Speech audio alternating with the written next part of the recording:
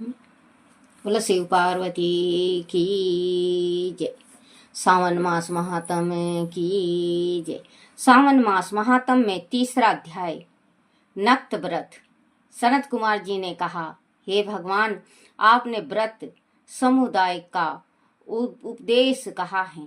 स्वामिनी इससे तृप्त नहीं हुई, अंत आप सविस्तार कहें। सुरेश्वर, जिसे सुन में कृत्य हो जाऊं। ईश्वर ने सनत कुमार से कहा, योगेश, जो विद्वान सावन मास को नक्त व्रत कर बिताता है वह 12 महीने में नक्त व्रत का फल भोगता है।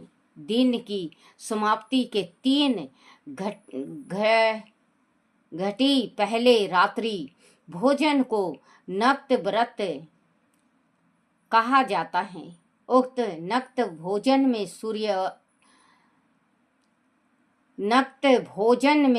सूर्य अस्त के पहले 3 घंटे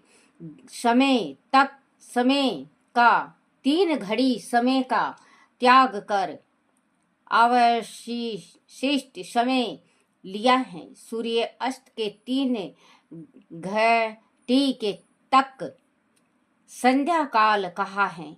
आहार, मैथुन, निद्रा चौथा संध्या काल। इस कार्यों को सायंकाल ना करें। गृहस्थल एवं सन्यासी के भेद में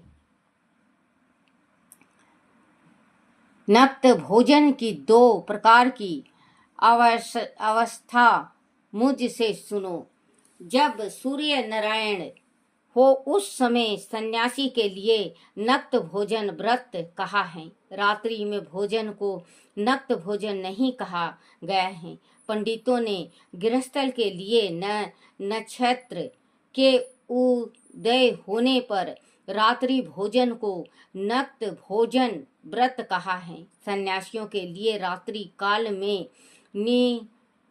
सिद्धो हो जाने से दिन के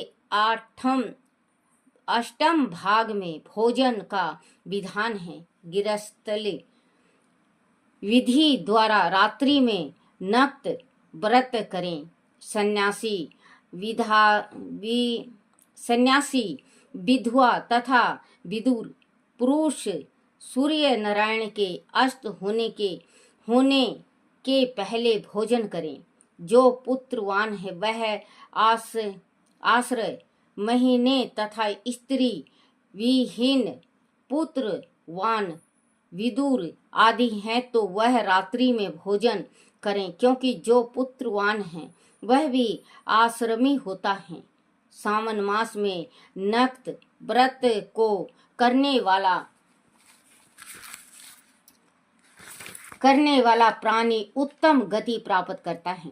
पहले सावन मास के आ जाने पर प्रतिपदा तिथि में प्रातःकाल संकल्प करें कि मैं सावन में 1 महीने तक ब्रह्मचार्य में रह प्रतिदिन सुबह स्नान करूंगा।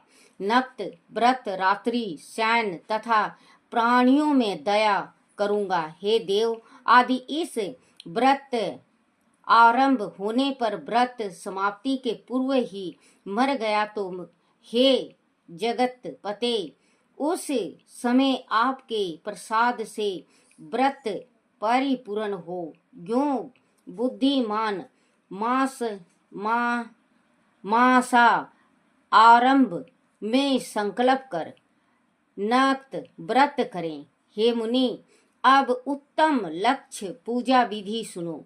लक्ष्मी की इच्छा वाला मनुष्य बेल पत्रों से, शांति की कामना वाला दुआओं से, माफ करना, शांति की कामना वाला दूब से तथा आयुष की इच्छा वाला चंपा पुष्प से भगवान हरि का अर्चना करें। विद्या की इच्छा वाला मल्लिका तथा चमेली पुष्प से अर्चना करें। तुलसी दलों से शिव और भगवान विष्णु प्रसन्न होते हैं। पुत्र की कामना वाला मनुष्य कटेरी के पुष्प से पूजन करें। दूषपन नाश के लिए उत्तम ध्यान से अर्चित करें। देव के सम्मुख रंग वल्ली पदम स्वास्तिक और चक्र आदि बनाकर विभु का अर्चना करें। जो संपूर्ण कामनाओं की सिद्धि के लिए सब पुष्पों से अर्चना करे आदि लक्ष्य पूजा करता है तो शंकर प्रसन्न हो जाते हैं। अंत में उद्यापन करें। मंडप बनाकर मंडप के तीसरे भाग में वेदी बनवाएं। पुण्य हवन या वाचन कर अर्चना वर्णन करें। मंडप में प्रवेश करें।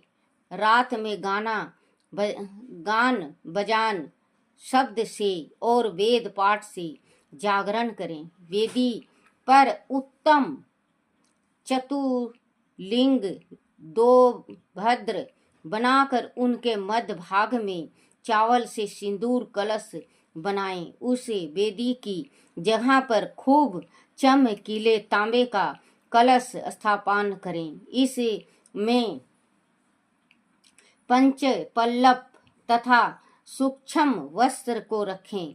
उस पर सर्व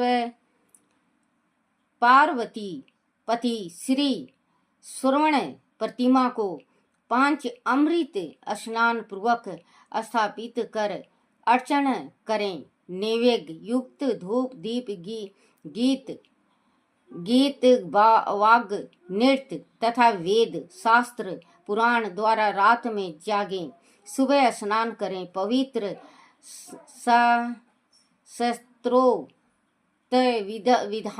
शास्त्रों विधान से वेद बनवाएं। तिल गुड़ पायस से वेदी बनवाएं। तिल गुड़ पायस से मूल मंत्र गायत्री शिव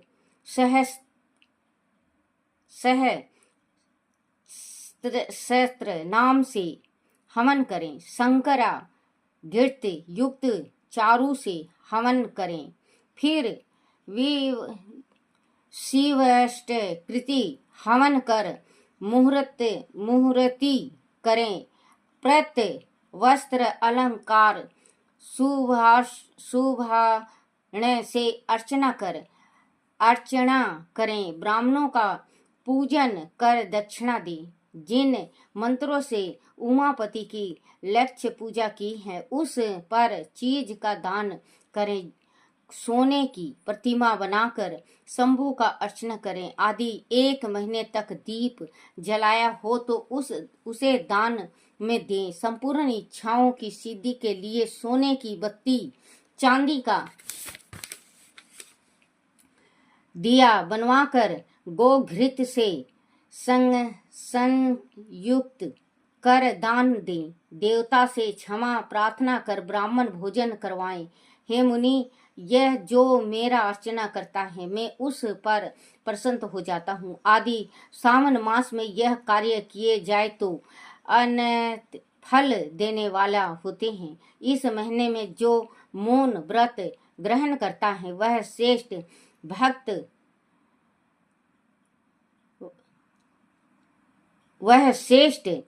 व्यक्ता हो जाता है। चाहे वह मौन व्रत दिन रात या दिन का हो या भोजन के समय का हो। मौन व्रत में घंटा तथा पुस्तक दान करें तो सब शास्त्रों की जानकारी कर लेता है। वेद और वेदांग का परम गामी हो जाता है। बुद्धि में बृहस्पति के तुला मौन व्रत महात्म्य से हो जाता है। मौन व्रत करने वाला जीव का किसी से कलह नहीं होता क्योंकि मौन व्रत उत्तम है। बोलो श्री कृष्ण भगवान की जय।